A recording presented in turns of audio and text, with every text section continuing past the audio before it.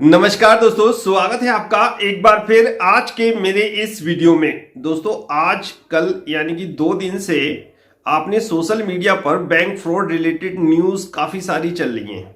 बहुत सारी न्यूज़ चल रही है कि बैंकों में 22,000 करोड़ का एक फ्रॉड हुआ है और बैंकों को अच्छा खासा नुकसान हो गया है, ऐसा है वैसा है, दिक्कत परेशानी हो सकती है आने वाले कुछ समय में। तो ये सोशल मीडिया पे, प्रिंट मीडिया पे, टीवी चैनल में आप ये न्यूज़ चलते हुए देख ही रहे होंगे। इस न्यूज़ से क्या होता है, एक बौखलाहट पैदा हो जाती है। आम निवेशक रिटेलर के मन में क्या होता है, एक डर पैदा हो जाता है और इसी डर में वो साहब अपने स्टॉक बेच देता है। लेकिन आपको कभी ऐसी गलती नहीं करनी है, क्योंकि जो चीज़ें जो न्यूज़ चल रही हैं उनमें से कुछ ऐसे पॉइंट्स निकल के सामने आते हैं जिनको आपको समझना चाहिए, जानना चाहिए और हड़बड़ाहट में आपको अपने स्टॉक को नहीं बेचना चाहिए। इस वीडियो में मैं आपको उन्हीं पॉइंट्स के बारे में बताऊंगा कि आपको इन जैसी न्यूज़ आ रही है कि 22,000 करोड़ का साहब बैंकों में फ्रॉड हो गया है, हुआ है, ऐसी कोई मेरे ख्याल से गलत न्यूज़ नहीं है। ये बैंकों में फ्रॉड हुआ है, लेकिन इसमें पॉजिटिव फैक्टर क्या है, क्या बैंकों ने प्रोविजनिंग करके इनको एडजस्टमेंट किया है, इन्हीं सब बिंदुओं पर इस वीडियो के माध्यम से कुछ प्रकाश डालने की कोशिश करेंगे, ताकि आपके अंदर जो बेचैनी घबराहट है, आप जो कमेंट्स मेरे से कर रहे हो कि सर क्या बैंकिंग स्टॉक बेच दे, इतनी बड़ी खबर है, बैंकों में एक निगेटिव असर आने की साफ चांसेस हैं, तो ऐसी घबराहट में, ऐसी खबरों में आपको घबराना नहीं चाहिए और साहब अपनी पोजीशन को होल्ड करना चाहिए, बल्कि अपॉर्चुनिटी मिलेगी आपको सरकारी बैंकों में बाय करने की। क्यों? पूरा वीडियो जब देखेंगे आपको सारी चीजें समझ में आ जाएंगी। सबसे पहले केस पे नजर डालते हैं कि आखिर ये फ्रॉड का केस है क्या। देखो दोस्तों, खबरें चल रही हैं कि 22,000 करोड़ का बैंक में सबसे बड़ा एक फ्रॉड हुआ है, सबसे बड़ा माना जा रहा है ये 22,000 करोड़, और है भी सबसे बड़ा। नीरव मोदी वगैरह, विजय माल्या से भी बहुत बड़ा ये केस है फ्रॉड का। 22,842 करोड़ के आसपास की ये रकम बताई जा रही है। बहुत सारे बैंक इसमें साहब इन्वॉल्व हैं जिन्होंने पैसा दिया था। किसको दिया था, देखिए पूरी किस्सा सुनिए। देखो दोस्तों, खबरें चल रही है 22,000 करोड़ का एक फ्रॉड हुआ है, ठीक है। ये खबरें हैं 22,000 करोड़ के एपीजी शिपयार्ड को लेकर, यानी कि बैंकों ने इसमें साहब मेरे ख्याल से 25 बैंक थे, 25 और कुछ एनबीएफसी कंपनियां थी, 25 28 बगल में ग्राफ लगा हुआ, आप देख लीजिए। इन्होंने क्या करा, इन्होंने साहब एपीजी शिपयार्ड को पैसे दे दिए 22,000 करोड़ रुपए। कब दिए थे? ये केस जो है ये 18 और 19 के दरमियान का है। एपीजी शिपयार्ड में 18 के बाद काम नहीं हुआ, वो डिलिस्ट हो गई ये कंपनी। जाके देखिए, हर चीज मैंने आपको अपनी क्लास में बता रखी है। तो साहब ये 17 और 18 का मैटर था। बैंकों ने एपीजी शिपयार्ड को पैसा तो दे दिया। अब एपीजी शिपयार्ड ने क्या करा, एपीजी शिपयार्ड ने अपने बिजनेस को एक्सपेंशन नहीं करा, कोई उसने ऋण नहीं चुकाया। उसने साहब क्या करा, ये पैसा लेके विदेशों में जमीन खरीद ली, अपना इंडिविजुअल प्रॉफिट देखा, यानी कि सब नियम ताक पे रख के उन्होंने ये पैसा गलत जगह उपयोग करा। अब क्या होना था भाई, जब आप बिजनेस एक्सपेंशन नहीं करोगे, डेब्ट नहीं चुकाओगे, तो क्या होगा, बैंकक्रप्ट, दिवालिया घोषित होती है कंपनियां, ऐसी तो होती है दिवालिया घोषित। जब आप बिजनेस पे ध्यान नहीं दोगे, जो आप पैसा लोन पे ले रहे हो और वो बिजनेस में नहीं लगाओगे, अपनी साहब पर्सनल एसेट को आप बनाओगे, तो क्या होगा, यही होगा। फिर एपीजी शिपयार्ड जैसा हाल होता है कंपनियों का। बहुत सारी ऐसी कंपनियां हैं, डीएचएफएल की मैंने आपको स्टोरी बता रखी है। ये साहब कंपनी 17-18 में बैंकक्रप्ट हो चुकी थी और एनसीएलटी में चला गया था केस चल रहा था, कोई दिक्कत परेशानी वाली बात नहीं। लेकिन दोस्तों, सुलह मशुरा की बातें चल रही थी कि आप पैसा दे दीजिए, जमा कर दीजिए।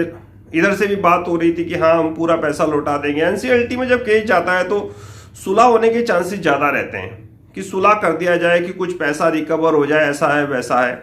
लेकिन जब पानी सर से ऊपर गुजर जाता है ना, जब जो प्रमोटर होते हैं, डायरेक्टर होते हैं, वो कहते हैं साहब ऐसा नहीं ऐसा होगा, घुमा फिरा के, मतलब कहानी घुमाते फिराते रहते हैं, पेमेंट करने की कोई बात नहीं कहते हैं। फिर क्या होता है, बैंकों के पास विकल्प होता है सीबीआई के पास जाने का।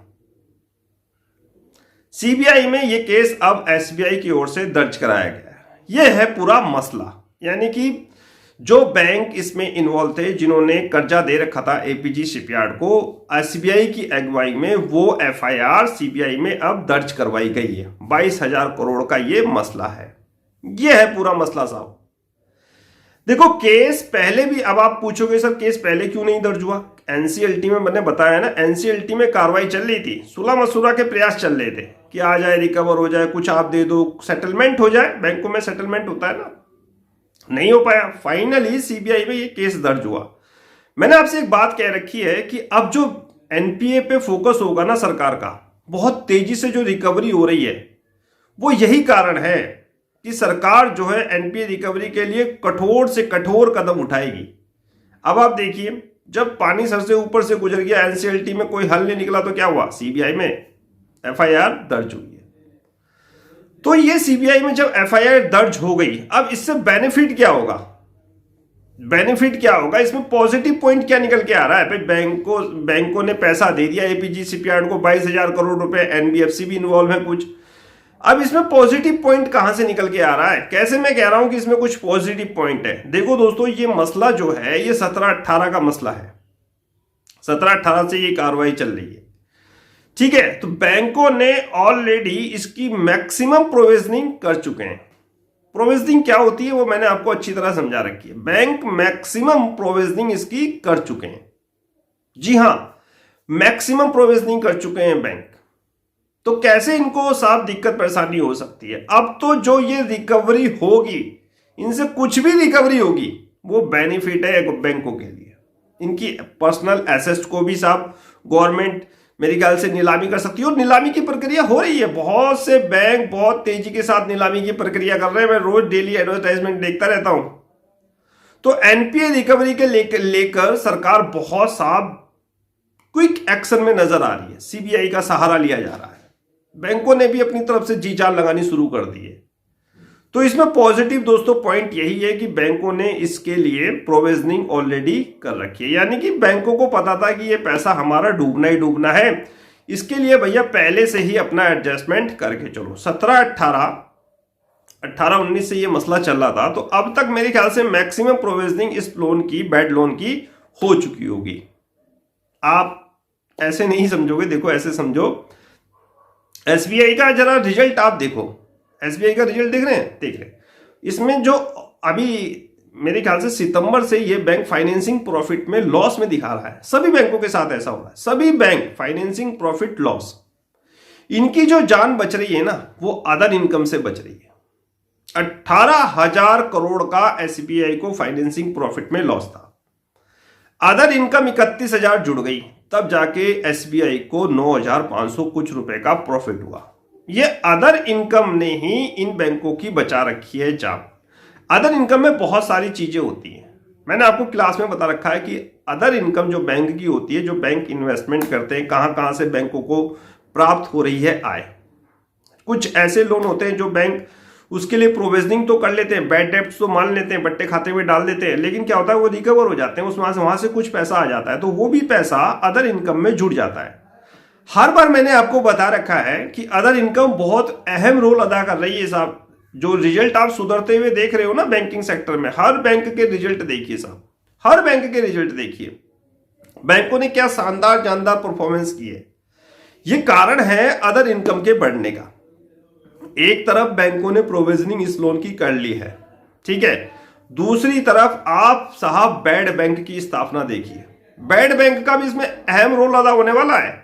आने वाले समय में ये जो रिकवरी की प्रक्रिया होगी ना एनपीओ की, ये बहुत फास्ट होने वाली है। गवर्नमेंट का पूरा फोकस अब एनपीए रिकवरी की तरफ होगा, कोई नहीं बच पाएगा। ये पहले थे जी का जंजाल, क्या था पहले? जी का जंजाल थे एनपीए, जब रिकवरी कोई नहीं होती थी, कोई सुनवाई नहीं थी, किसी की कहीं साठगांठ है, किसी की कहीं साठगांठ है, कोई कहीं घूम रहा है, कोई ब्रिटेन है, कोई कहीं है, सब कोई बड़े लोग पैसा ले लेते थे, बाहर भाग जाते थे। लेकिन अब ऐसा नहीं है, अब कार्रवाई होगी, डेफिनेटली होगी, और उसका सबसे बड़ा फायदा बैंकों को ही होगा। बैड बैंक सरकार ने ऐसी ही नहीं स्थापना की है, एनपीए जो वहां ट्रांसफर होंगे, बैड बैंक की कार्रवाई देखिएगा आप।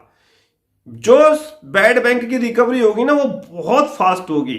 ये एनपीए ऐसे ही मर जाते थे, बैंक ध्यान नहीं देते। क्यों नहीं ध्यान देते थे? वर्कलोड इतना ज्यादा था, बैंकों पे वर्कलोड ज्यादा था। अब भाई एक आदमी एनपीए रिकवरी के लिए जाए या बैंक का काम देखे, आप मुझे बताइए। तो इसीलिए सरकार ने बैड बैंक की स्थापना की है। बैड बैंक का पूरा फोकस साहब एनपीए रिकवरी पे होगा और फास्ट रिकवरी होगी वहां से, और भी फास्ट रिकवरी होगी। तो भैया अब तो दिन सुधरेंगे। जो ये लोन, जो ये फ्रॉड थे ना, ये पहले जी का जंजाल थे और आगे भी होंगे। ऐसा नहीं कि फ्रॉड आगे नहीं होंगे, आगे भी होंगे। लेकिन अब बैंक बहुत जागरूक हो गए, सरकार बहुत जागरूक हो गई है। लोन भी उसे दिया जाएगा जिसकी सिविल स्कोर, जिसका साफ, जो अपना एक अच्छी साफ सुथरी छवि को साफ बिलोंग करता हो, उसी को लोन देगी सरकार। बैंक जो लोन देंगे उसी को देंगे। तो दोस्तों अब आने वाले समय में बैड बैंक की जो स्थापना की है वो इसीलिए की गई है कि ताकि जो रिकवरी है वो बहुत फास्ट हो, और जब रिकवरी फास्ट होगी पैसा आएगा, और जब पैसा आएगा सारी प्रॉब्लम अपने आप सॉल्व आउट होती नजर आएंगी आपको। ये जो बैंकों की प्राइवेटेशन की बात उठी थी, बैंकों का प्राइवेटेशन होगा, ऐसा होगा, क्यों उठी थी? एनपीए बढ़ने के कारण उठी थी। अब जब ये रिकवरी होनी शुरू हो जाएगी, बैंकों की आर्थिक स्थिति सुधरनी शुरू हो जाएगी, रिकवरी में पैसा आएगा। देखो पैसा कुछ लोग अपने आप जाके आराम से इजीली आ जाता है, कुछ नहीं। लेकिन कुछ बैड लोन ऐसे होते हैं जो मजबूरी के कारण हो जाते हैं, दिक्कत परेशानी होती है। फैक्ट्री में कोई प्रॉब्लम है, फैक्ट्री किसी कारण बंद हो गई, वो तो चलो एक मान दिए हैं कि प्रोविजनिंग कर ली बैंक ने, वो बैड लोन है, रियल में बैड लोन है। लेकिन कुछ लोग जानबूझ के साथ प्रोविजनिंग करवाते हैं बैंक से, वो देते ही नहीं है, उनकी नीयत ही साफ नहीं रहती। जैसे एपीजीसी साहब यकीन मानिए, इसने आईसीआईसी बैंक से लेकर एसबीआई, आईडीबीआई, कई बैंक है इसमें जो इन्वॉल्व थे। एलआईसी तक का पैसा है साहब इसमें, एलआईसी भी से भी लोन लिया हुआ है। बताइए साहब आप, सबसे ज्यादा आईसीआईसी बैंक का है, सबसे कम एलआईसी का है। एसबीआई का भी है कुछ पैसा, पीएनबी का भी है मेरे ख्याल से कुछ पैसा, 7,000 करोड़ के आसपास एसबीआई का भी है, और पीएनबी का भी मेरे ख्याल से 1244 करोड़ के आसपास, 136 करोड़ के आसपास एलआईसी का भी है, 7,000 करोड़ के आसपास मेरे ख्याल से आईसीआईसी बैंक का भी है। मेरे ख्याल से देख ही लेते हैं एक बार फिगर, क्या पता मैं गलत ही हूं। 7,000 करोड़ के आसपास दोस्तों आईसीआईसी बैंक का है, और 8,000 करोड़ के आसपास एसबीआई का मुझे शो कर रहा है पैसा।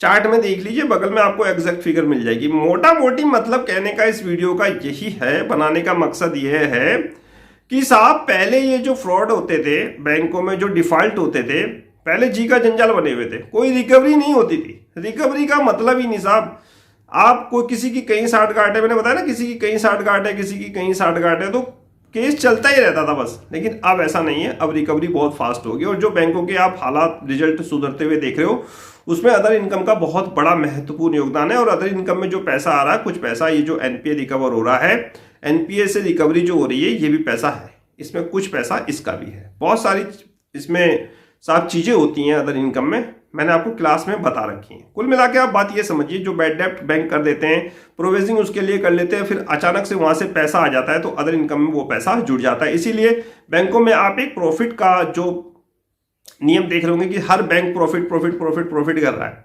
कारण है उनकी अदर इनकम बढ़ रही है। अदर इनकम क्यों बढ़ रही है? एनपीए रिकवर हो रहे हैं, एनपीए रिकवर हो रहे हैं। नहीं तो कंडीशन वही है, सेम कंडीशन वही है, लेकिन रिकवरी फास्ट हो रही है, इस वजह से बैंक जो है वो प्रॉफिट में आ रहे हैं। तो आपको घबराने और विचलित होने की आवश्यकता नहीं है कि ये 22,000 करोड़ के न्यूज ऐसी इस प्रकार देते हैं टीवी चैनल, सोशल मीडिया वाले, की बौखलाहट पैदा हो जाती है, घबराहट हो जाती है कि अरे ये हो गया 22,000 करोड़ का। भाई 22,000 करोड़ का कब हुआ ये तो देखो, 17-18 का ये केस है। अब जाके सीबीआई में रिपोर्ट दर्ज कराई है, जब मामला सर से ऊपर से उठे, कोई मसला ही नहीं निकला, तब साहब ये केस दर्ज करवाया एसबीआई ने। रिकवरी हो जाएगी, अब फास्ट रिकवरी होगी। अब सीबीआई अपनी तरीके से हैंडल करेगी। जब सीबीआई में केस जाता है ना, फिर कोई नहीं बचता। राणा कपूर जैसे पहुंच गए थे साहब जेल में। तो इन चीजों को थोड़ा सा समझना चाहिए, जानना चाहिए। तो साहब मेरी आज का वीडियो बनाने का यही मकसद था कि साहब आप थोड़ा सा जागरूक होइए, घबराइए नहीं कि साहब ऐसा हो गया वैसा हो गया, ये बैंक गिर जाएंगे। ये इतने आसान नहीं है कि बैंक हमारे अब खोखले नहीं है बैंक जो गिर जाएंगे, बहुत मजबूत स्थिति में हो चुके हैं। रिकवरी की प्रक्रिया बहुत फास्ट हो चुकी है। जो एनपीए से पैसा आ रहा है, इसी कारण ये बैंकों में आप एक अच्छा खासा प्रॉफिट देख रहे हो। चीजों को समझिए, चीजों को ध्यान में रखिए। अपॉर्चुनिटी है, अगर कल बाजार में कोई है होपलेस में या बाजार के सेंटीमेंट के साथ अगर ये गिरते हैं, तो आपके पास अपॉर्चुनिटी है कैनरा बैंक और एसबीआई जैसे शेयरों को बाय करने की और मुझे आज्ञा देने की। आज का ये वीडियो समाप्त करने की। मुलाकात होगी फिर किसी नेक्स्ट वीडियो में किसी नए अपडेट के साथ। तब तक कीजिए इंतजार। फाइनली नमस्कार।